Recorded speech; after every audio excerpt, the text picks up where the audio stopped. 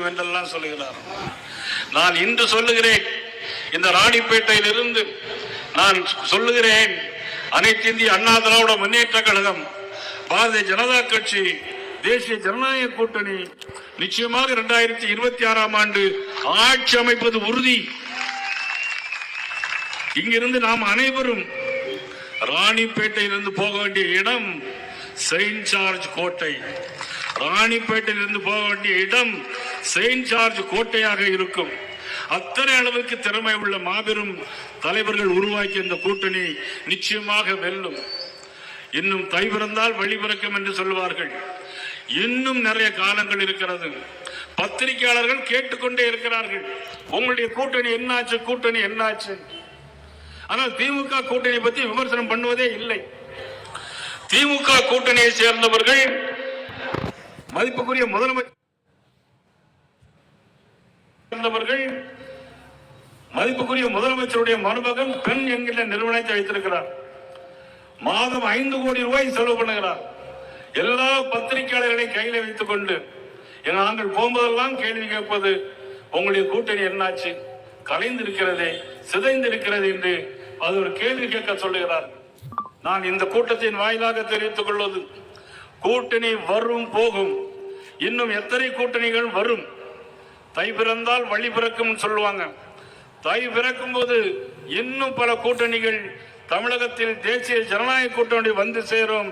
உங்களுடைய ஆட்சி தூக்கி எறியப்படும் என்பதை இந்த நேரத்தில் நான் தெரிவித்துக் கொள்ள கடமைப்பட்டிருக்கிறேன்.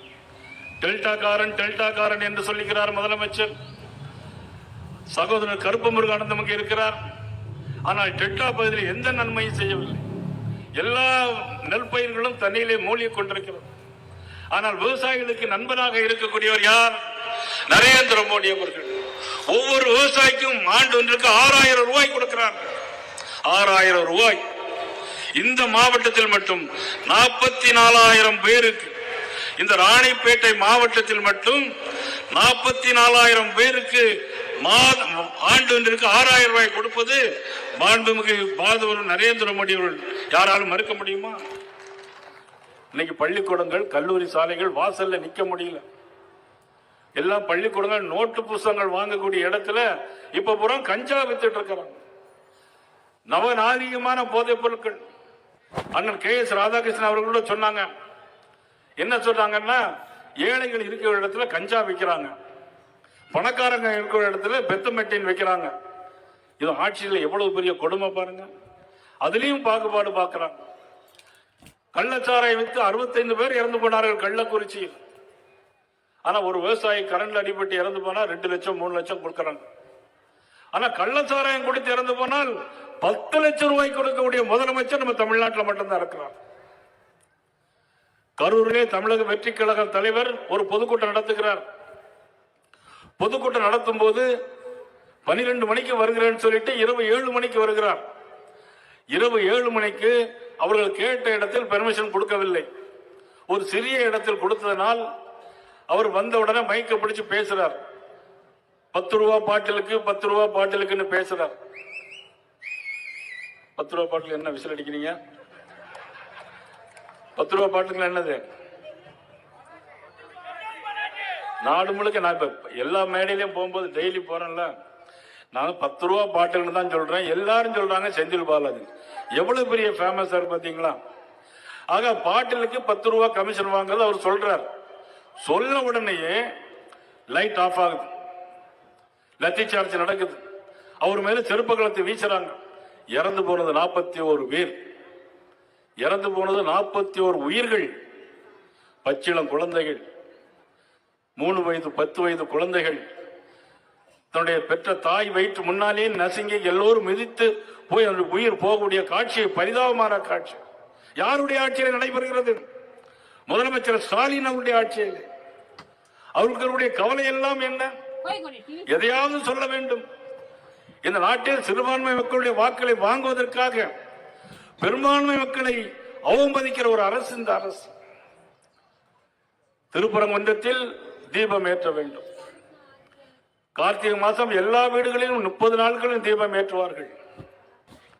கடைசியாக ஒரு திருக்கார்த்திகை அன்னைக்கு சொக்கப்பானை கொளுத்துவார்கள். திருப்பரங்குன்றத்திலே தீபத்தூண் இருக்கிறது. தீபத்தூண் மேலே தீபம் ஏற்ற வேண்டும்.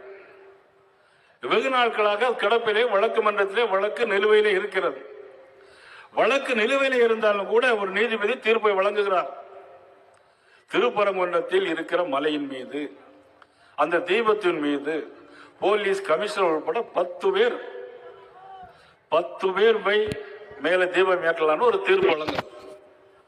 ஆனால் அரசு அதை மறுக்கிறது. முதலமைச்சர் அதை மறுக்குகிறார். கேட்டால் கலவரம் வரும் என்கின்றார். இதில் எந்த கலவரம் வருவதற்கான வாய்ப்புகள் இல்லை. இஸ்லாமிய பெருமக்கள் ஒருவர் கூட அதற்கு எதிர்ப்பு தெரிவிக்கவில்லை. அந்த அளவிற்கு ஒரு அமைதியான ஒரு இடத்தை தேர்தல் நெருங்குவதால் வாக்கு வங்கிக்காக ஒரு அரசியல் நடத்துகிற ஒரு அரசு தான் திராவிட முன்னேற்ற கழக அரசு, முதலமைச்சர் மதிப்புக்குரிய ஸ்டாலின் அவர்கள் என்பதை நாம் யாராலும் மறுக்க முடியாது. இதுல ஒரு குடும்ப ஆட்சி நடைபெறுகிறது. மதிப்புக்குரிய கலைஞர், அதன் பிறகு திருப்பதி ஸ்டாலின் அவர்கள், அதன் பிறகு உதயநிதி ஸ்டாலின் அவர்கள், அதுக்கப்புறம் இன்னும் பட்டியல் வச்சிருக்காங்க இன்பநிதி ஸ்டாலின் அவர்கள், அது பிறகு சுயநிதி ஸ்டாலின் அவர்கள். இப்படி ஒரு குடும்ப ஆட்சி நடத்துவதற்காக ஒரு அரசு ஒரு கூட்டணி நடைபெற்றுக் கொண்டிருக்கிறது. திருமாவளவன் அவர்கள் கூட சொல்கிறார்கள், நாங்கள் போராட்டம் நடத்துவோம் என்று. நான் கேட்கிறேன் மதிப்புக்குரிய திருமாவளவன் அவர்களை பார்த்து, வேங்கவேலில் ஒரு சம்பவம் நடந்தது, அதற்கு நீங்கள் ஏதாவது போராட்டம் நடத்தினீர்களா அந்த அரசை எதிர்த்து? இல்லை.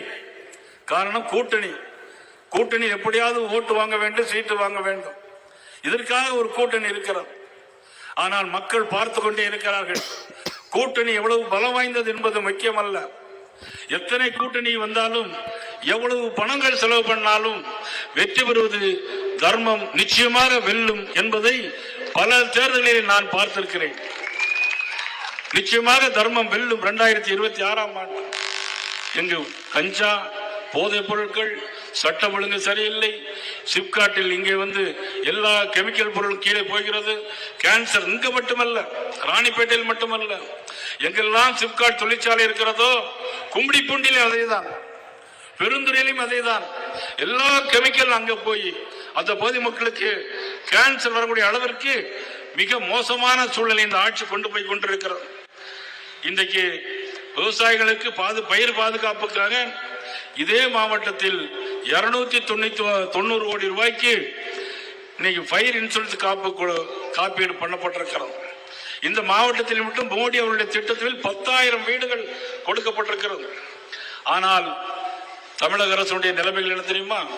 பாலியல் வன்கொடுங்கொலை 10% பெண்கள் குழந்தைகளுக்கு எதிரான பாலியல் வன்கொடுங்கொலை, 55% பெண்களுக்கு எதிரான வன்கொடுமைகள், 70 வயது பெண்கள் ரோட்டில் நடமாட முடியவில்லை. அவ்வளவு மோசமான ஒரு சூழ்நிலை. இந்த ஆட்சி வந்தது பிறகு 7758 கொலைகள் நடந்திருக்கிறது.